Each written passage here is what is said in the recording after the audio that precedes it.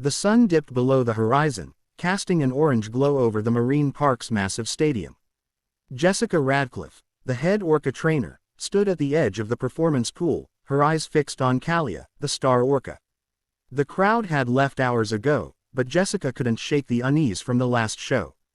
Kalia had acted strangely, her usual playful spins replaced by sharp, erratic movements. She'd slapped her tail hard against the water, sending a spray that soaked the front row. The audience laughed, thinking it was part of the act, but Jessica knew better. Orcas don't just act out, they communicate. That tail slap was no accident, it was a signal, one Jessica had never seen in her 15 years of training. She'd warned the team during the debrief. Something was wrong with Kalia. Her colleagues brushed it off, citing stress or a bad day, but Jessica's gut told her this was different. She replayed the moment in her mind, the way Kalia's eyes locked onto hers, intense and unyielding, as if pleading for her to understand. Tonight, she'd stay late, combing through old training logs, searching for clues to decode Kalia's terrifying message. In the quiet of the trainer's office, Jessica pored over stacks of notes, her flashlight cutting through the dim light. The park was eerily silent, save for the occasional splash from the orca tanks. Kalia's behavior wasn't new, she realized, flipping through records from the past month. Subtle signs had been there. Shorter dives, less enthusiasm during feeding, and a low, haunting vocalization trainers had dismissed as routine. Jessica's heart raced as she cross-referenced these with marine biology journals. Orcas are apex predators, their intelligence rivaling humans, but they're also deeply emotional. Had Kalia sensed something the team missed? Jessica recalled the show again. Kalia's tail slap wasn't random, it was timed, deliberate, aimed at the trainer's platform. She pulled up underwater footage on her laptop, zooming in on Kalia's movements. The orca's body language screamed agitation, her fins rigid, her jaw snapping in a way that wasn't playful. Jessica scribbled notes, her handwriting shaky. She'd warned the team to cancel tomorrow's show, but they'd laughed, saying ticket sales were too high. Now, alone, she felt the weight of her ignored warning. The next morning, the park buzzed with anticipation for the day's sold-out show. Jessica arrived early, her eyes bloodshot from a sleepless night. She approached Kalia's tank, whispering softly to calm both herself and the orca.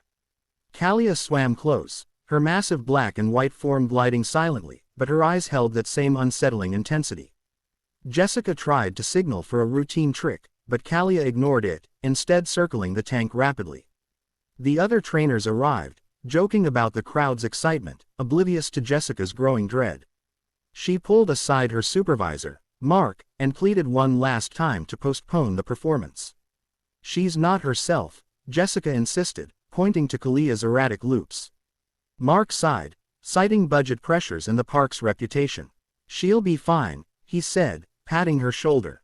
Jessica bit her lip, watching Kalia dive deep, then resurface with a low, guttural call that sent chills down her spine. It wasn't just a sound, it was a warning, raw and primal. Jessica's mind raced.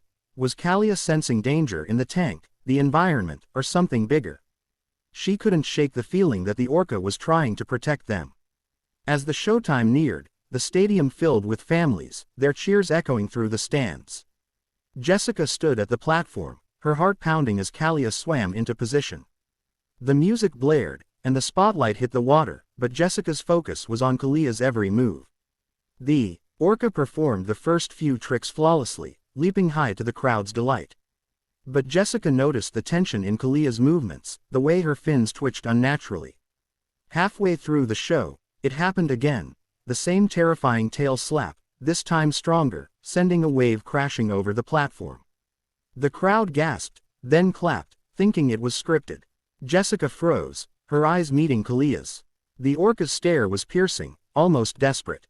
She signaled for the next trick, but Kalia refused, instead diving deep and staying underwater far longer than usual. Whispers spread among the trainers. Jessica's warning echoed in her mind. She'd told them this could happen. She grabbed the microphone, ready to call off the show, but Mark shot her a warning glance. The pressure was suffocating, but Kalia's behavior was undeniable. Something was terribly wrong. Backstage, chaos erupted as trainers debated what to do. Jessica's voice cut through the noise, firm and urgent. "We need to stop this now," she said, pointing to the tank where Kalia was still submerged. The other trainers hesitated, torn between protocol and instinct. Finally, Mark agreed to pause the show, citing technical difficulties. The crowd groaned as the music stopped, and Jessica rushed to the tank's edge, scanning for Kalia. The orca surfaced slowly, her massive head breaking the water with a low, eerie moan. Jessica's breath caught. This wasn't normal vocalization, it was a distress call, one she'd only read about in studies of wild orcas. She grabbed a hydrophone, lowering it into the tank to capture Kalia's sounds. The recordings were chilling, a mix of clicks and wails that seemed to carry a message. Jessica's mind raced through possibilities. Was Kalia sick, stressed by captivity, or sensing an environmental threat?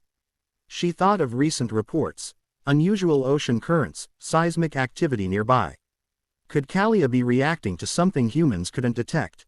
The team needed answers, fast. Hours later, with the park closed, Jessica and a small team analyzed the hydrophone data. The recordings were unlike anything they'd heard, a complex pattern of sounds that suggested urgency. Jessica contacted a marine biologist friend, Drive, Elena Torres, who specialized in cetacean communication. Over a video call, Elena listened to the recordings, her face growing pale. "This isn't just stress," she said. "Orcas use specific calls to warn their pod of danger. Kalia's signaling something big." Jessica's stomach dropped as Elena mentioned recent seismic readings off the coast, a potential underwater earthquake. Could Kalia's behavior be linked to natural instincts, sensing vibrations humans missed? Jessica shared her findings with the team, but skepticism lingered. An earthquake? Here, Mark scoffed. Yet Jessica couldn't ignore the evidence piling up. Kalia's signals, the erratic behavior, the timing. She proposed moving Kalia to a deeper, safer tank, but the park's management balked, citing costs. Jessica felt trapped, knowing Kalia's warning was being ignored again, and time was running out. That night, Jessica stayed by Kalia's tank, watching the orcas swim in tight, anxious circles. She spoke softly, promising to listen, to fight for her. Kalia seemed to respond, slowing her pace and nudging the tank's glass near Jessica.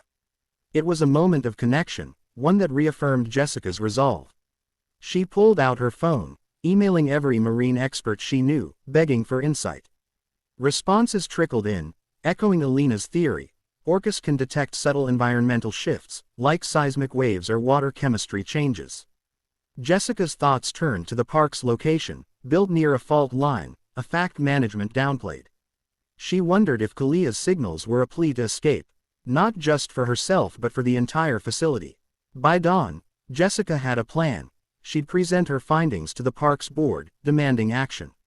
But as she prepared, her phone buzzed with an alert. A minor tremor had struck offshore. Her heart sank. Kalia had been right all along, and now the stakes were higher than ever. The next day, Jessica stood before the board, her voice steady despite her exhaustion. She laid out the evidence. Kalia's behavior, the hydrophone data, the seismic reports. "She's warning us," Jessica urged, "and we can't ignore her." The room was tense, with executives exchanging uneasy glances. Kalia's latest signal, recorded that morning, played through the speakers, a haunting, urgent call that silenced the room. For the first time, doubt crept into their faces. Jessica pushed for immediate action. Relocate Kalia and the other orcas, halt shows, and assess the park's safety. As she spoke, a low rumble shook the building, a second tremor, stronger than the first. Papers slid off the table, and panic set in. Jessica's eyes met the board's chairman, who nodded grimly. "Do it," he said. As alarms blared, Jessica ran to Kalia's tank, vowing to protect her. The orca's terrifying signal had saved them, a reminder of nature's power and the cost of ignoring it. Jessica only hoped it wasn't too late.